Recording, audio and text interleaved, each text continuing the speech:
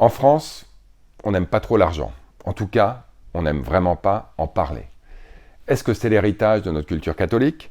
Est-ce que c'est finalement le fait que la culture entrepreneuriale en France y est présente depuis assez peu de temps?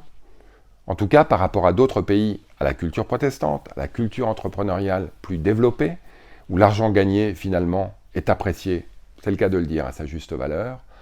En France, on a toujours tendance à privilégier l'argent hérité à l'argent gagné.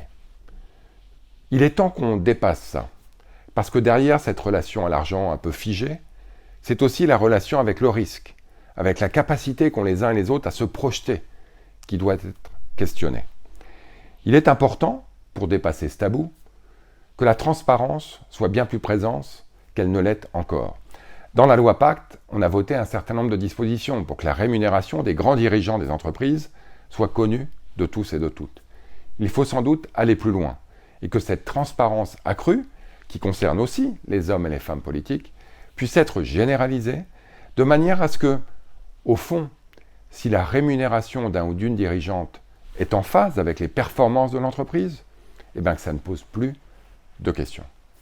Il faut sans doute aussi revoir la fiscalité de l'héritage, qui est aujourd'hui en France assez importante dans son ensemble, mais très peu efficace et très peu équitable.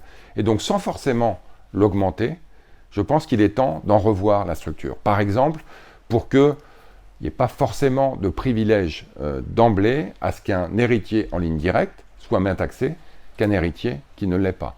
Qu'on puisse privilégier la fiscalité de l'héritage improductif, les immeubles, les contrats d'assurance vie, et qu'on allège la fiscalité de l'héritage productif, les parts d'entreprise qui permettent de développer le capitalisme familial dans la durée.